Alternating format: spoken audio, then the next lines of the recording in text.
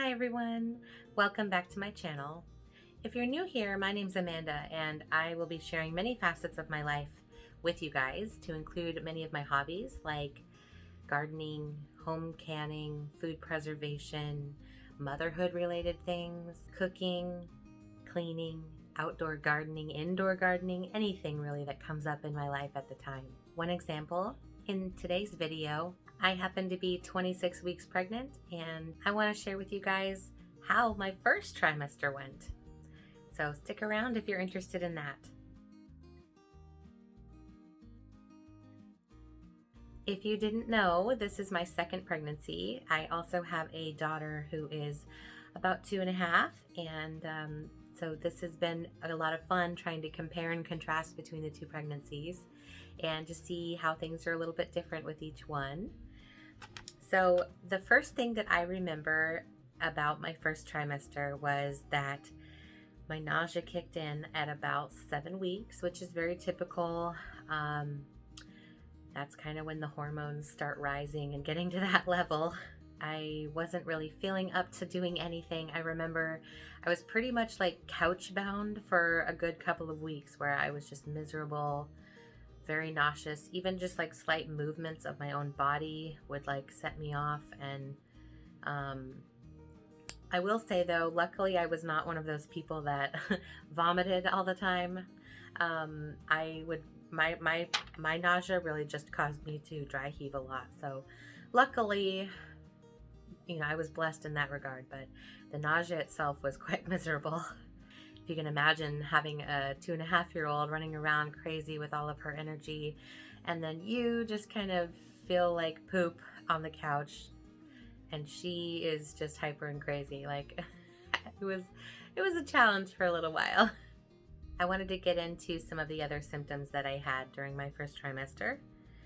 And it was about certain things that could trigger my nausea, like any sort of pressure on my stomach, be it like me bending down to get something on the floor or cleaning something up that would have been down lower, loading the bottom layer of the dishwasher, that kind of thing.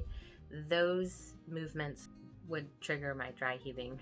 I remember I had episodes of being like super ravenously hungry, and I would eat and I would eat and I would feel full for many hours, like very bloated and bulky in my upper stomach area. Like it just wasn't, like my digestive tract wasn't as efficient as it was or something before being pregnant. It was very much slowed down. So I remember kind of having to slow down on eating for a little while too, and eating smaller portions so that I could enjoy 3 meals a day rather than eating 1 or 2 meals and feeling full most of the day from just those 2 meals. Another area of the digestive tract, warning, it's kind of a gross topic, but I'm being real with you guys. There were some times when constipation would be a thing. They warn you that your digestive system kind of slows down in that area, and it was true for me in that case. And luckily, a friend of mine recommended some prune juice. I went ahead and did some of that, and that helped relieve some of those symptoms. So luckily, it didn't last for too long, but I remember that was one thing I was dealing with. The next area is cravings, and you hear those people that are like, I want peanut butter and pickles or something weird, That never really happened for me, and it didn't happen with my first pregnancy either. I never got weird like urges to eat one specific thing. I can remember like there was a time when KFC sounded like really, really good to me, and we live pretty far away from the nearest KFC, like about a 30-minute drive from the nearest KFC. So it would literally take an hour just to get the food. And I remember one time my husband did it. He went 30 minutes into town to get it and then 30 minutes back out just so that I could have it. And so that was really awesome. But it wasn't like I had this huge ultra urge that, my husband had to leave in the middle of the night to go and get this thing or I would go crazy. Nothing like that, no. Other than that, I didn't really have any other major cravings. I did have an ultrasound, and at about 9 weeks, I think, is when we had it. And I also got the blood test gender done around 9 weeks at the same place that did my ultrasound. And I can share the ultrasound results with you guys here. So I hope you guys enjoy. How cute, right?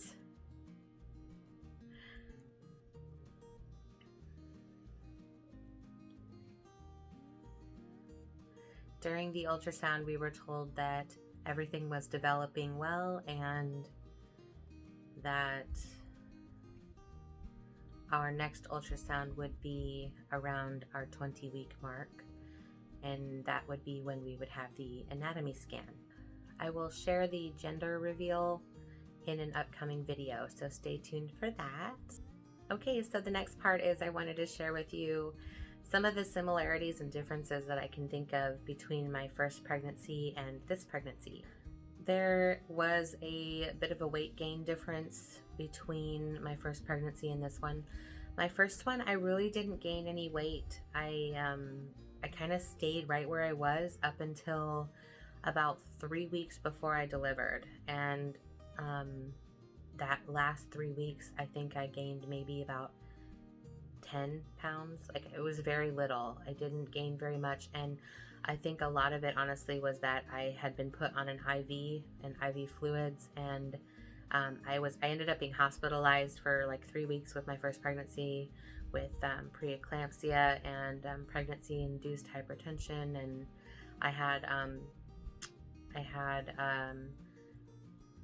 contractions that started at 33 weeks and I couldn't even feel them. So they ended up hospitalizing me and kind of monitoring that situation. But with this second pregnancy, I feel like I gained a lot. I gained a lot in the first trimester. I feel like some of it was due to the fact that I was coming off of the keto diet. Once I found out I was pregnant, I stopped the keto diet per my doctor's recommendation. And because of that, like, you've been restricting yourself for a long time, all of a sudden the whole food world is open to you again, and you know, just shovel it in, really. I wouldn't really say it was anything pregnancy related that was causing me to eat. It was really just bad habits, bad food eating habits. And so I did end up gaining a little bit more weight than I would have liked, that's for sure. In the first trimester, things kind of slowed down a little bit near the end of it, though, and we will go into my second trimester in an upcoming video also, so stay tuned for that one. I will say, though, that when I had my first appointment, my first OB appointment in my first trimester, that my doctor specifically backed up my weight loss journey about a month and started tracking my weight loss from that point, instead of where I was exactly when I found out I was pregnant. To give you guys a reference point, I think I was about 207 when I found out. I was on a weight loss journey, and I was at my lowest weight at that point, and that was about 207. But I stopped keto as soon as I found out, and then my weight fluctuated right back up to about 220. And so that's where he started tracking my pregnancy. So he basically disregarded my last month of keto. The final similarity difference between my first pregnancy and my last pregnancy, I will say, is another kind of warning topic, I guess, sort of.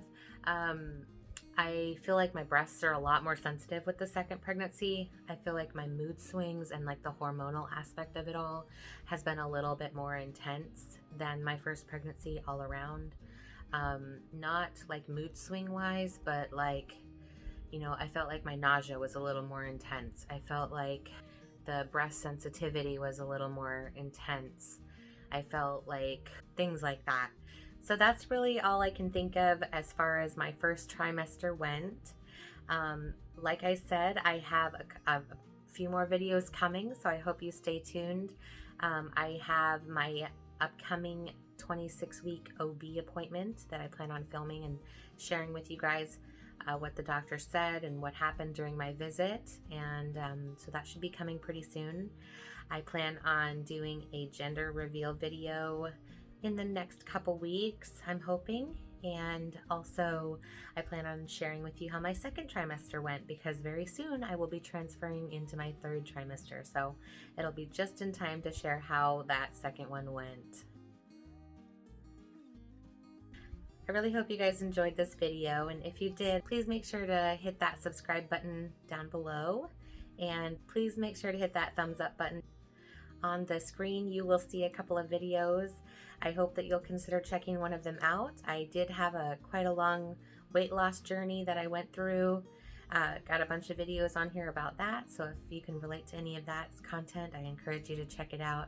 And definitely stay tuned, because there's more coming, guys. Thank you so much for watching. I'll see you in the next one. Bye!